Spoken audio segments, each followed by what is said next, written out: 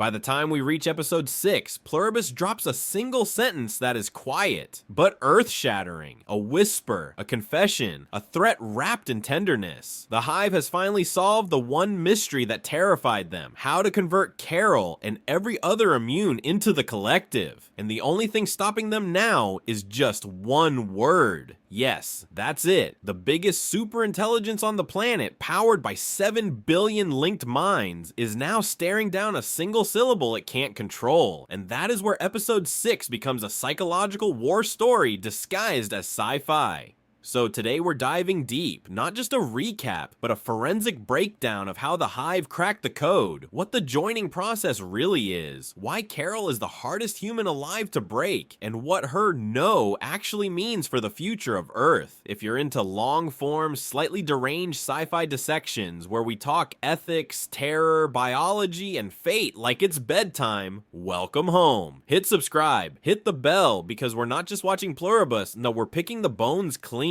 Let's start with the big question. How exactly can the Hive convert the final 13 free minds left on Earth? To understand episode 6, we need a quick reminder of the original infection, because the immune aren't just lucky, they're historical anomalies. The joining wasn't a virus in the usual sense. It was a signal from deep space, an alien instruction manual disguised as RNA converted to DNA by humans who thought they were studying cosmic microbes, and accidentally building a weapon. That weapon slipped into mice. Those mice bit one person. That person kissed someone else. Then every infected person triggered simultaneously. One day, one moment, one convulsion, and humanity flipped from individuals to a single, shared mind. Carol should have been absorbed. She was kissed in a hospital as the joining washed across the world. Everyone around her dropped into the same synchronized writhing, but Carol stayed Carol. She didn't fall. She didn't glitch. She walked out of a building full of identical smiles while holding on to the one thing billions of people lost in a second: herself. The Hive noticed instantly, and they put her at the top of the list. Turns out Carol's not alone. Scattered across the world are 12 other immune people. No shared genetics, no shared trauma, no shared lifestyle. They are accidents, errors, glitches in the cosmic spreadsheet, and the Hive, a being built on perfection, hates glitches. Billions of minds push against this puzzle 24/7 and find nothing. For weeks, Carol even tests them, asks for a cure, pushes for a reversal. They won't lie, they can't lie, so they just shut down. For the first time ever, the Hive meets a problem it cannot solve. And what's worse, Carol becomes emotionally radioactive. When she loses control in episode 2, her rage causes Hive bodies worldwide to collapse in waves of death. Millions of joined people die instantly because a single unjoined woman has a breakdown. This is the paradox the story builds around. The Hive is biologically programmed to save these 13 minds, but biologically incapable of forcing anything on them, and that stalemate holds until episode 6. Episode 6 reveals the key, and it's brutally elegant. The joining virus that consumed humanity wasn't personalized. It was a one-size-fits-all infection broadcast through saliva, food, and time-delayed triggers. But the immune rejected that design. Their DNA spit the joining back out. So to convert them, the Hive needs to custom build a new version of the alien RNA that matches each immune person's exact genetic profile. That requires one thing: their stem cells, specifically bone marrow. To get it, you need to puncture bone, take living tissue, invade a body that is still alive. And here's the twist episode 6 reveals: the Hive can't do that. Their biology forbids it. They cannot kill animals, pick fruit from trees, cut vegetables from the earth, shed blood intentionally, or harm a living creature in any direct way. Their entire food system is now built on scavenging the dead, including humans. Yes, HDP, the human-derived protein Carol finds in storage. From the Hive's perspective, it's ethically perfect survival. From Carol's perspective, it's a nightmare in a milk carton. So the moment the Hive discovers the method to convert her, they also run straight into their own wall. They cannot harvest Carol's stem cells without her explicit consent. They can convert her, but only if she willingly says, "Do it."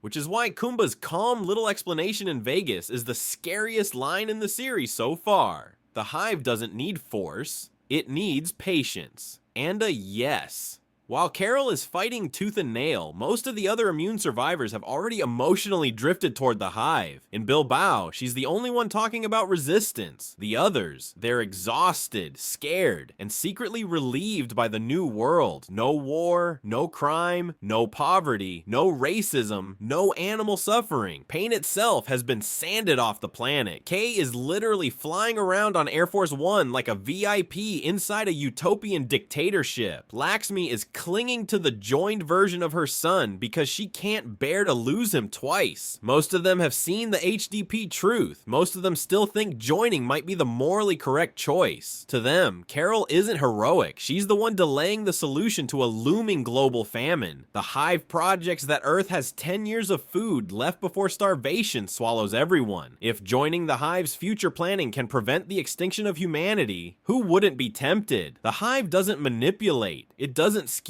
It simply presents the truth, and lets guilt do the rest. For 12 of the immune, it's only a matter of time, but for Carol, she's a completely different story. Carol is the worst possible candidate for assimilation, because everything about her background, psychology, and trauma is aligned against what the Hive wants. At 16, she was sent to a conversion camp called Freedom Falls, a place that said, "We'll fix you, we'll make you normal, just let us change who you are." So when the Hive says, "We love every being equally, come join us," she hears the same pitch in a different costume. Then add the fresh wounds, Helen died in her arms. The Hive stole Helen's memories. They built Zosa's face out of Helen's ghost. Carol's emotions killed millions. The other immune blame her. The Hive politely withdraws, saying, "We just need space." She becomes a planet-wide orphan, alone in a city full of silent, smiling bodies. And then the HDP revelation hits. Human remains in cartons, processed into yellow milk. From Carol's perspective, the Hive is no longer a failed cure. It's a new species wearing human skins. Joining becomes the one thing she will never allow. So how do you convert someone like that? You don't overpower her. You reshape the world around her until no starts to feel like the selfish option. The Hive already knows the scientific steps. Acquire stem cells. Tailor the virus, deliver it, absorb the mind, but they cannot skip step 1, so they switch strategies. Not force, not deception, but a slow erosion of Carol's walls until the alternative, staying out, feels morally impossible. And here's how they do it. Number 1, kindness as pressure. They feed her, shelter her, fix her tools. Let Zosa comfort her. Every favor feels like a debt. Number 2, math as morality. They show her the food shortage projections. Millions will starve unless the Hive evolves. If Carol refuses to help, is she dooming the world? Number 3, loneliness as gravity. The Hive is one ocean of connection. Carol is one woman screaming from a sandbar. Isolation eats people alive, even strong ones. Number 4, guilt as a knife. Every time her rage hurts the Hive, she feels responsible for millions of deaths. If joining could stop that, does staying out make her a monster? These pressures don't require manipulation. They are natural consequences of the way the Hive exists. Eventually, the offer becomes, "We will never force you, but if you join, you could shape us.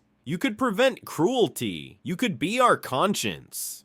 That is the real battlefield, not biology, not viruses, not needles, morality. But then there's Manusos, alone in Paraguay, hunched over a radio, chasing a repeating frequency that might be the Hive's neural backbone. If he reaches Carol, if they connect their research, if they figure out how to split or stun the Hive, the entire joining could collapse. Billions might die, or wake up damaged, or survive. It's the ultimate impossible decision. Do you destroy the Hive to save autonomy, or join it to save lives? Carol and Manusos are moving toward Albuquerque, not just physically, but toward a moral cliff. The show has already told us the rule. The Hive can only convert Carol one way. She must choose. Freely, eyes open, no coercion. They won't kiss her, won't drug her, won't sneak a needle into her while she sleeps. If the needle ever touches bone, it'll be because Carol rolls up her sleeve and says, "Okay, do it. And when that day comes, it won't be a defeat. It'll be Carol choosing to protect a world she doesn't trust because she refuses to be the reason it burns. Until episode 7, stay sharp, stay curious, and stay stubborn, because this story is only getting darker, stranger, and more human.